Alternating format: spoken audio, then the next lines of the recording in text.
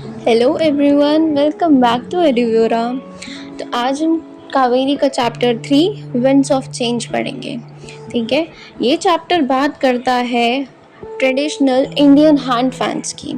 ठीक है, और सिर्फ हवा लेने के लिए ही नहीं बल्कि एक सिंपल सा हैंड फैन यानी पंखा इंडिया की कल्चर, ट्रेडिशन और आर्ट का भी एक इम्पॉर्टेंट पार्ट था।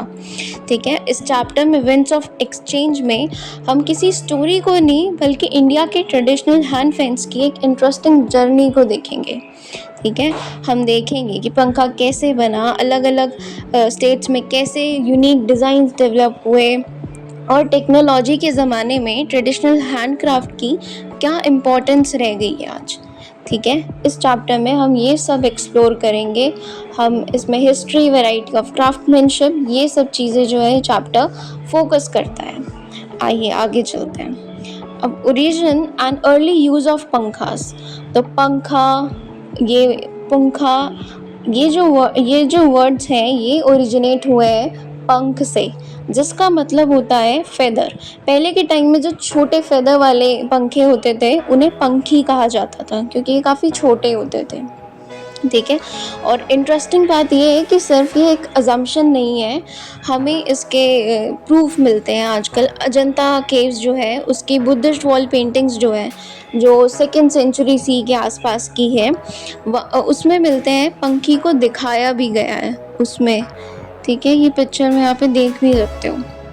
इससे पता चलता है कि एंशंट इंडिया में हैंड फैंस का बहुत ज़्यादा पुराने समय से यूज़ होता हुआ आ रहा है। और सिर्फ पेंटिंग्स नहीं, एम्ब्रॉयडरी, स्कल्पचर, कार्विंग्स, इनमें भी पंखों की इमेजेस मिलती है। और उस समय पंखा सिर्फ गर्मी से बचने के लिए नहीं, टेम्पल में डीटीज़ को भी हवा के लिए दिया जाता था, रॉयल कोर्ट्स में रहता था। ठीक है, कभी कोई मूवी देखते हो जो पुरानी हिस्ट्री मूवी होती है उसमें राजा के साथ में 2 अटेंडीज खड़े रहते हैं और वो पंखे से हवा करते रहते हैं।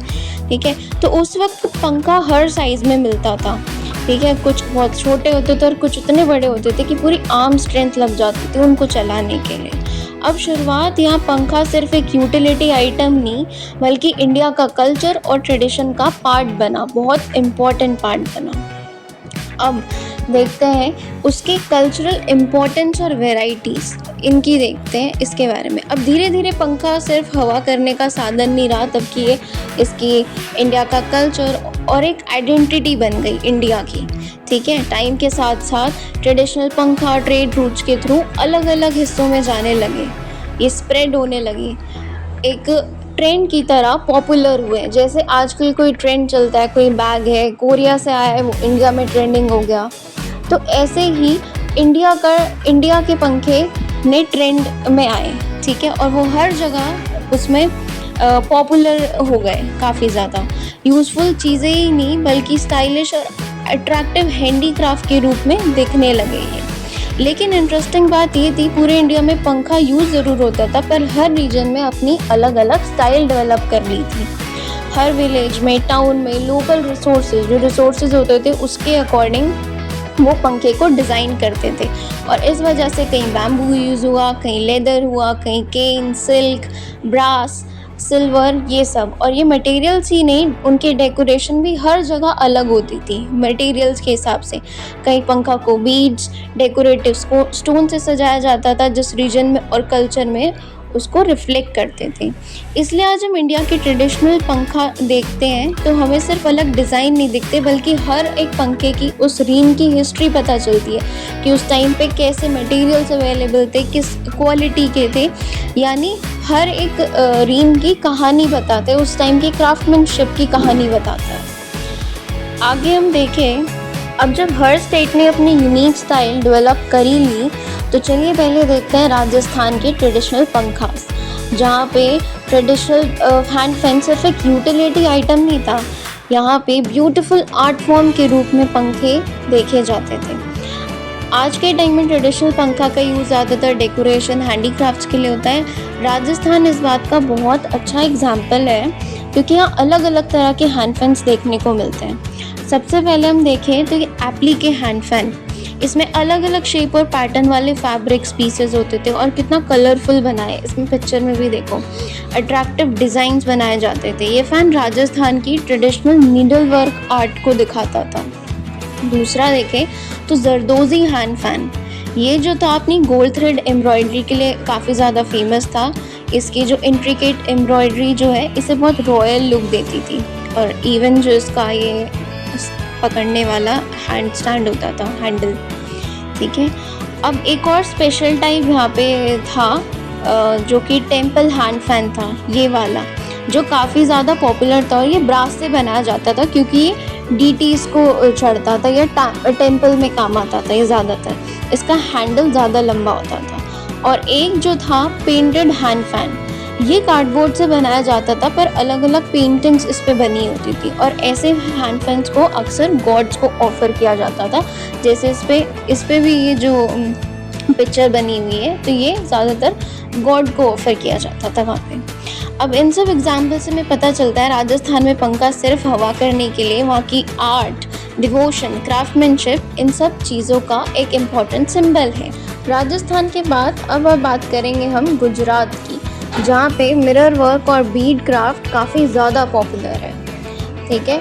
अब राजस्थान में हमने देखा कि वो एम्ब्रॉयडरी और आर्ट वर्क के लिए फेमस है। वहीं गुजरात अपने मिरर और बीड वर्क के लिए काफ़ी ज़्यादा, और यूनिक क्राफ्टमैनशिप के लिए काफ़ी ज़्यादा फेमस है। यहाँ के ट्रेडिशनल हैंड फैन्स जो है ज़्यादातर कॉटन फैब्रिक से बनाए जाते हैं, और इन पर मिरर वर्क होता है। अगर हम गुजरात की ड्रेसेस भी देखें, वहाँ पे भी ज़्यादातर हमें मिरर वर्क इसमें मिलते हैं, ठीक है। छोटे छोटे शीशे लगाकर इन्हें बहुत ज़्यादा अट्रैक्टिव और कलरफुल बना दिया जाता है। एक फेमस वैरायटी है यहाँ पे जो है बीड हैंड फैन, ठीक है। इसमें क्या होता था, ये काफ़ी ज़्यादा फेमस है, और इसमें बीड्स लगाए जाते थे, और इसका सिल्वर हैंडल होता था जो इसे काफ़ी ज़्यादा एलिगेंट बना देता है। देखने में कितना रॉयल लुक और एलिगेंट लग रहा है ये। अब गुजरात को इंडिया का बीड क्राफ्ट सेंटर भी माना जाता है, इसलिए यहाँ पे बीड वर्क काफ़ी ज़्यादा डेवलप्ड है। और इसके अलावा कच्छ रीजन में एक लेदर का हैंड स्टिच फ़ैन बनता था जो काफ़ी मशहूर था उस एरिया में। इस फ़ैन पे थ्रेड वर्क, वूल, ट्रेडिशनल मिरर वर्क की एम्ब्रॉयडरी की जाती थी, और यहाँ पे ज़्यादातर काम वुमेन आर्टिजन्स करती हैं, जो काफ़ी ज़्यादा मेहनत से अलग अलग शेप और साइज़ेस के फ़ैन्स बनाकर तैयार करती हैं। तो गुजरात के ट्रेडिशनल पंखे हमें बताते हैं कि सिंपल हैंड फैन भी कैसे क्रिएटिविटी और पेशेंस मांगते हैं, ठीक है। और लोकल क्राफ्टमैनशिप का एक बेहतरीन एग्जाम्पल है, क्योंकि यहाँ पे ज़्यादातर सारा काम हैंडवर्क होता है, और यहाँ पे वुमेन आर्टिजन्स ज़्यादा काम करती थी। अब हमें राजस्थान और गुजरात के ट्रेडिशनल पंखे देखे, अब देखते हैं बाकी इंडिया के अदर स्टेट्स के, वहाँ के पंखे कैसे थे, कैसे वहाँ पे डेवलप हुए।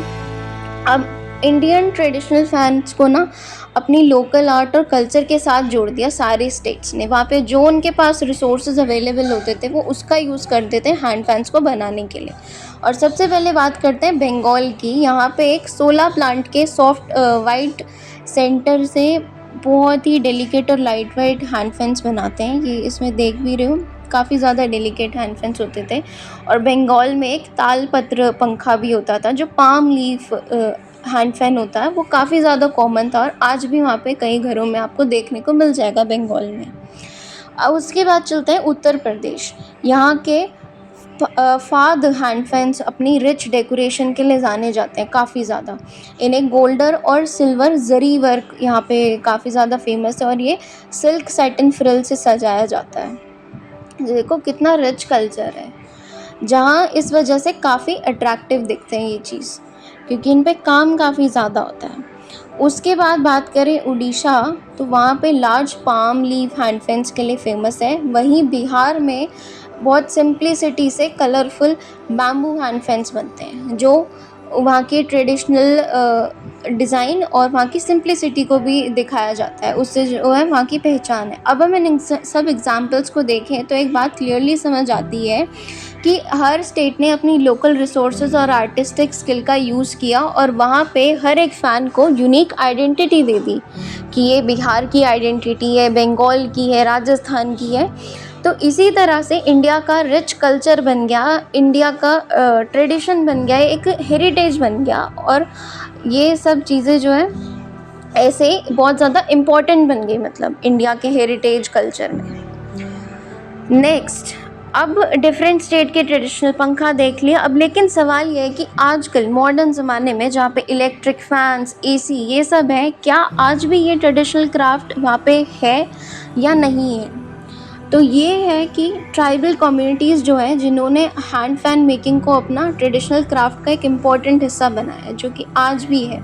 इंडिया के ट्राइब्स हैं आसपास आसानी से मिलने वाले मटेरियल जैसे ग्रास, बैम्बू, स्टिक, इन सब चीज़ों का यूज़ करके हैंड फैन्स बनाते हैं।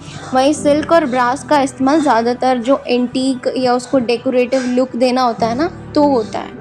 और इन हैंड फैन्स को अट्रैक्टिव बनाने के लिए इन पे ज्योमेट्रिकल पैटर्न्स बनाते हैं और ट्रेडिशनल लुक देने के लिए वो रेड और वाइट इंक का भी यूज़ करते हैं बैकग्राउंड में, ठीक।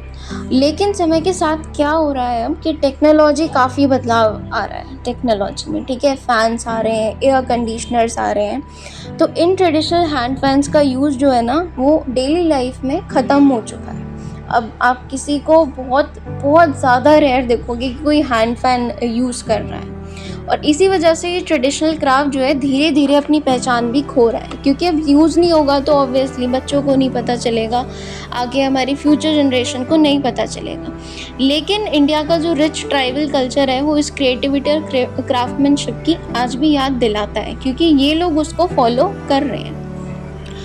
अब इसका मतलब ये तो नहीं है कि ये क्राफ्ट बिल्कुल ही ख़त्म हो गया है कि आज कोई जानता ही नहीं है। आज भी कुछ आर्टिजन्स हैं जो इस क्रिएटिविटी को ज़िंदा रख रहे हैं, ठीक है। तो अब देखते हैं कि इस क्राफ्ट को प्रिजर्व करने के लिए क्या किया। तो अगर बात करें प्रिजर्वेशन की, तो अब जो फ़ैन मेकिंग है, ट्रेडिशनल हैंड फैन्स थे, ये एक घर के यूज़ तक या पर्सनल यूज़ तक सीमित नहीं रह गया था, ठीक है। ये कमर्शियल बिजनेस भी बन चुका है, आर्टिजन्स के लिए एक लाइवलीहुड और उनका एक रोज़गार का सोर्स बन गया था। जैसे जैसे हैंडमेड और ट्रेडिशनल प्रोडक्ट्स की डिमांड बढ़ रही थी, वैसे वैसे अलग अलग डिज़ाइन के पंखा भी लोगों को फिर से अट्रैक्ट कर रहे हैं, क्योंकि अब ये इस टाइम हो चुका है। अब लोग क्या है, फैंस को जो है अपने पर्सनल यूज़ के लिए नहीं, उसको डेकोरेटिव आइटम्स की तरह ले रहे हैं। लेकिन इस क्राफ्ट को ट्रूली प्रिजर्व करने के लिए सिर्फ इसे ख़रीदना ही काफ़ी नहीं है, बल्कि इसके हिस्ट्री, कल्चर और आर्टिस्ट्री को समझना भी ज़रूरी है। और सबसे ज़्यादा इम्पोर्टेंट, इसको अप्रिशिएट करना होगा। इसके लिए आजकल वर्कशॉप, हैंडीक्राफ्ट एग्जीबिशंस लगते हैं, ऑर्गेनाइज़ किए जाते हैं काफ़ी जगह पे, जहाँ आर्टिजन्स अपनी स्किल्स को लोगों के सामने दिखाते हैं, उन्हें बताते हैं कि कैसे कैसे इसमें इसको बनाया गया है, कैसे एम्ब्रॉयडरी हुई है, कैसे इसकी इम्पोर्टेंस है, क्या क्लॉथ यूज़ हुआ है। तो इससे लोगों को नॉलेज भी मिलती है और लोग ट्रेडिशनल पंखा की इम्पोर्टेंस को समझते हैं। आर्टिजन्स को अपनी कला को आगे बढ़ाने का ये एक मौका मिलता है। तो आजकल एग्जीबिशंस के जो इसके द्वारा इस क्राफ्ट को प्रिजर्व किया जा रहा है। यानी अगर हम ट्रेडिशनल हैंडी क्राफ्ट्स को वैल्यू देंगे और आर्टिजन्स को सपोर्ट करेंगे, तो ये ब्यूटीफुल आर्ट फ्यूचर जो है जनरेशन्स तक भी जिंदा रह सकती है, ठीक है। तो चैप्टर में यही था हमारे। लास्ट इस कंक्लूजन स्लाइड, जहाँ पे हम बात कर रहे हैं कि कैसे हमने समझा कि पंखा सिर्फ एक हवा करने का साधन नहीं था, बल्कि इंडिया का कल्चर और क्राफ्टमैनशिप को ये रिप्रेजेंट कर रहा था, ठीक है। इंडिया के हर एक रीजन के बारे में बता रहा था, हर एक रीन का टाइम, कि उस टाइम पे क्या कैसा क्लोथ चल रहा था, कैसे वर्क होता था, क्या निडल वर्क होता, जैसे राजस्थान का निडल वर्क कितना फेमस था, गुजरात के मिरर बीड्स वर्क, ये सब चीज़ें इस चैप्टर ने बताई कि कैसे हर एक स्टेट ने फ़ैन को, हैंड फैन को अपनी आइडेंटिटी की तरह डेवलप कर लिया। लेकिन हिस्टोरिकल और कल्चर वैल्यू आज भी उतनी इम्पॉर्टेंट है इनकी। कल्चर, टेक्नोलॉजी कितनी भी आई, इम्पॉर्टेंस तो है, ठीक है। और ये चैप्टर एट लास्ट हमें यही मैसेज देता है कि हमें इस हैंडीक्राफ्ट्स को, इन अपनी ट्रेडिशनल चीज़ों को, पुरानी चीज़ें समझ के छोड़ नहीं देना है पीछे, हमें इन्हें प्रिजर्व करना है और उसके लिए इनको रिस्पेक्ट करनी चाहिए, इनका अप्रिशिएट करना चाहिए, ताकि ये चीज़ें आज ख़त्म ना हो जाए, हमारी आगे फ्यूचर जनरेशन तक ये ऐसे ही प्रिजर्व रहे, ताकि आगे भी उन्हें पता चल सके कि हमारी हिस्ट्री क्या थी, हमारे यहाँ पे कैसे चीज़ें ट्रेडिशनल, एक हैंड फैन, ओनली एक हैंड फैन कैसे हमारी आइडेंटिटी बना, हमारे कल्चर को दिखाया, क्राफ्टमैनशिप को दिखाया, ठीक है। तो ये तभी होगा जब हम इस स्किल को प्रिजर्व करके रखेंगे। So this is it the chapter. I hope winds of change आपको काफ़ी अच्छे से समझ आया हो।